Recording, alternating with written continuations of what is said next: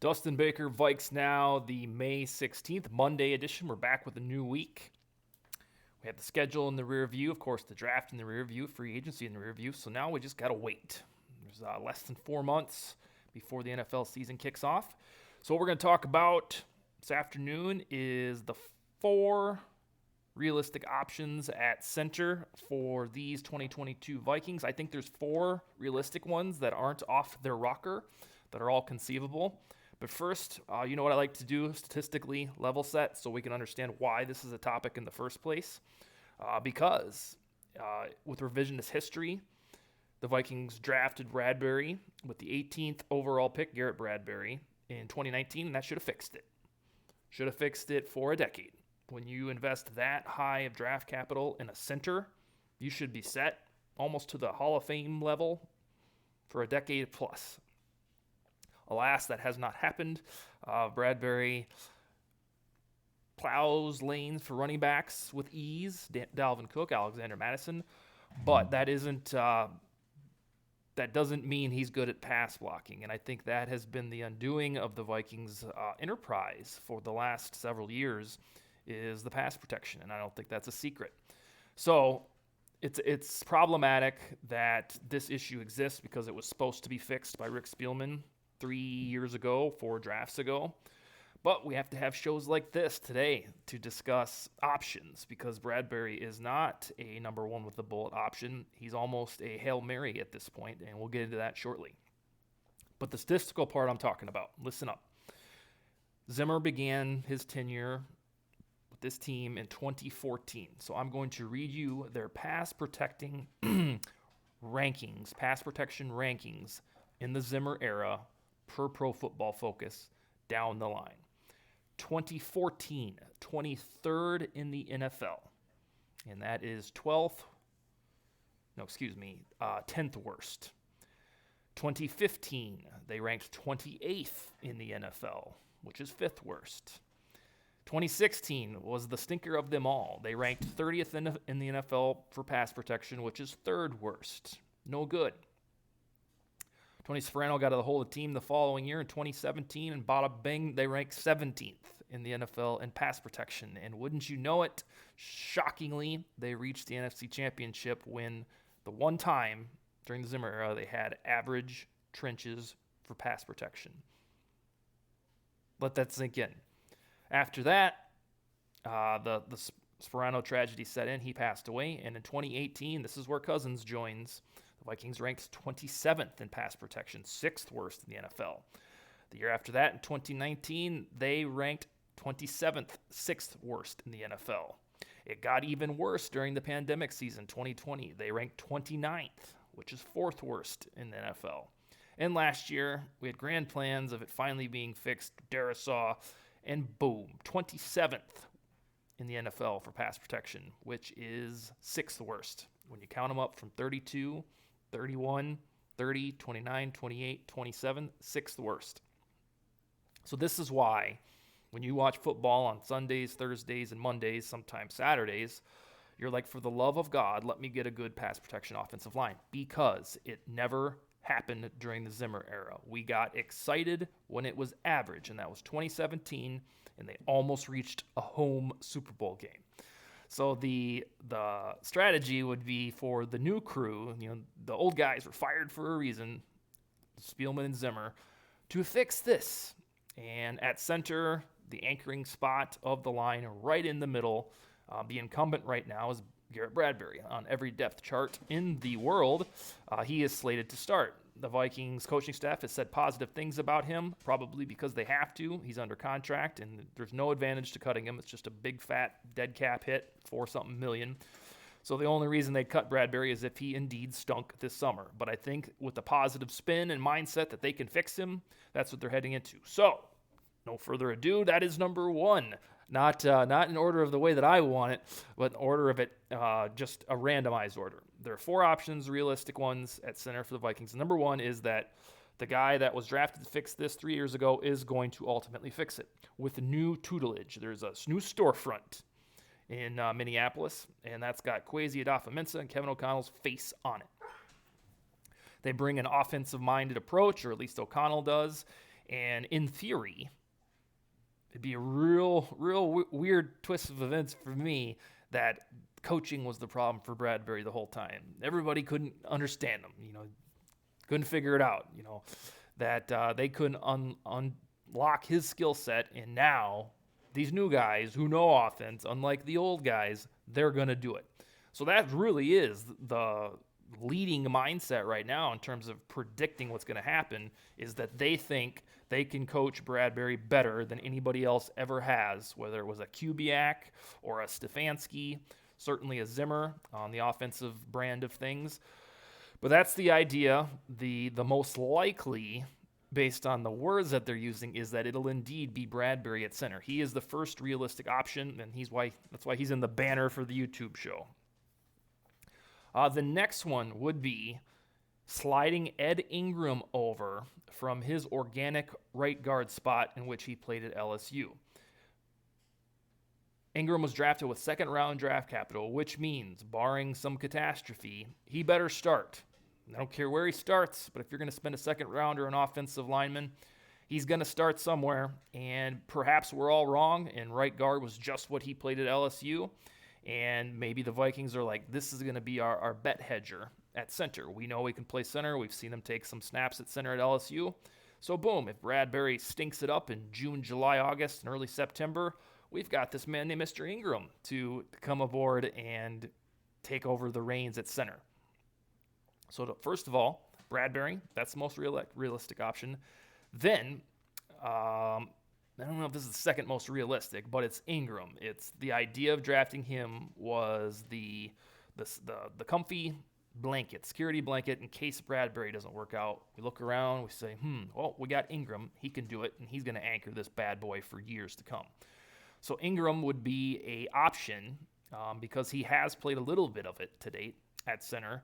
And yeah, he would be the exit stage left for Bradbury's tenure with the Vikings, or at least put Bradbury in a reservist role for 2022.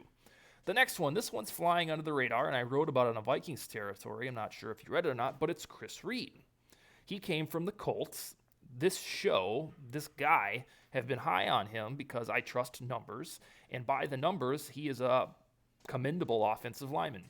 Most of his time, like Ingram, is at right guard, but just like Ingram, not at LSU, with the Colts, he played some center. And if you go on to the bowels of Twitter, you can find some highlights, some footage of Reed playing center. And this one actually checks out as a bet hedger, just as Ingram was, because they have so many guards right now. It's a brave new world that we're used to. Dozier and Samia and Udo, those type of guys, a twosome, duking it out in the summer. Now we got 5. Jesse Davis, Wyatt Davis, Oli Udo, Chris Reed, and Ed Ingram. 5 men for the right guard spot. So unless you think 1 or 2 are going to be cut or they're all going to be backup guys, that's too many. So perhaps Adolfo Mensa and his men, the coaching staff, said, let's sign Chris Reed. He can play center if we can't fix Bradbury. So I'm starting to buy into that theory. I think Judd Zolgat from Score North said something about it too when I was researching the topic. That at the time you would have had no way of knowing because signing Chris Reed isn't a big press conference worthy event. Maybe it isn't for right guard. Maybe he is going to be a succession plan to Bradbury if Bradbury peters out. So Bradbury number 1, Ingram number 2. We don't know what their mindset was with the draft. And then number 3, because there is an embarrassment of average riches at right guard right now, 5 guys for one spot. Perhaps Reed was indeed signed to play center and nobody knew it. And another thing to mention on that depth is that Oli Udo could be flung back to his organic spot, which is tackle. And in this case, for these Vikings and probably every other football team, a backup tackle. He could be the new Rashad Hill if Vadarian Lowe doesn't emerge or finds his way to the practice squad early in his career. So Udo could be canceled from this RG discussion if the new boys want to just make him a backup tackle, because that's what he is. He's a backup tackle. And we tried to force him in at guard Played okay, too many penalties. So, yeah, keep an eye on the Reed one because that could have been the plan all along. And last, have to mention this because this is what the bulk of free agent articles are written about right now pertaining to the Vikings, is a guy like J.C. Tretter. He was released by the Browns in, I think, the third week in March. And no one really saw that coming because he's a stand-up dude, the president of the NFLPA, and a top 5 pass blocking center in the league. Why? Why get rid of a guy like that? If he was too expensive for the Browns, I suppose one could get it.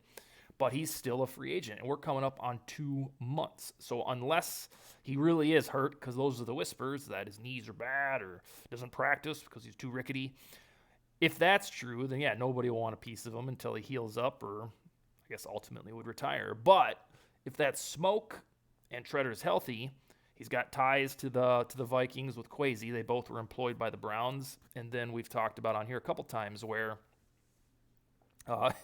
his dad is outspoken on Twitter, and if you want to bait his dad and say, hey, bring your son to the Vikings, he usually comments or likes or some damn thing.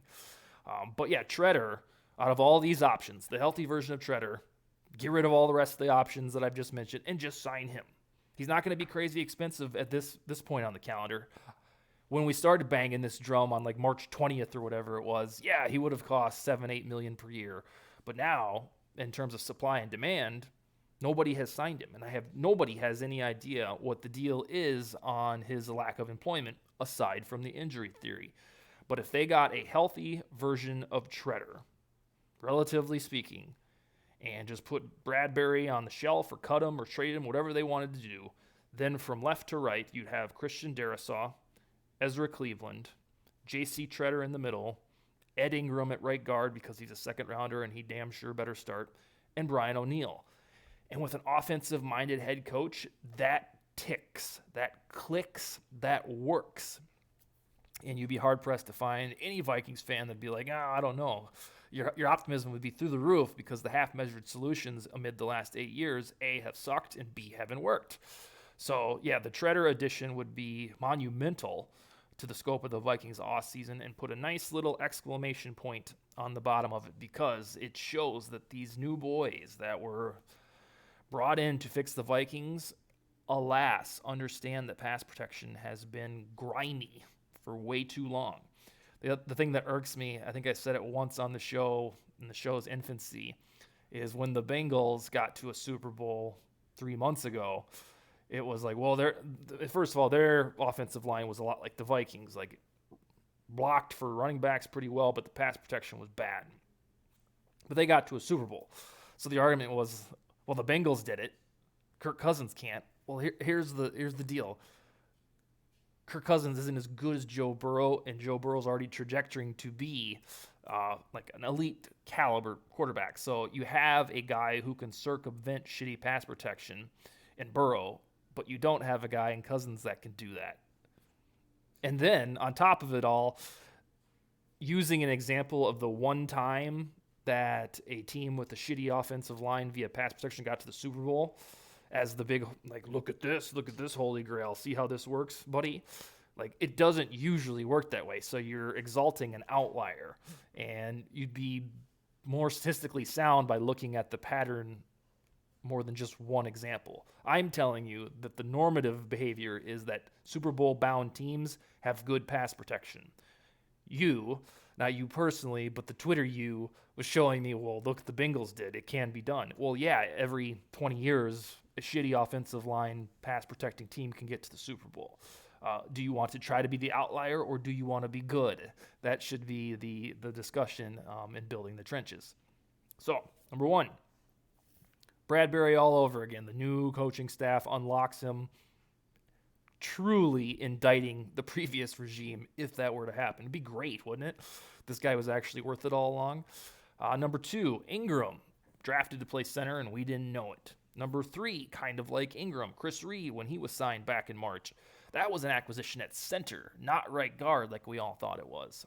And number four, probably the most ironclad if the man is healthy, would be the acquisition of J.C. Tretter to play center because all of a sudden the offensive line would be fixed beyond the shadow of a doubt.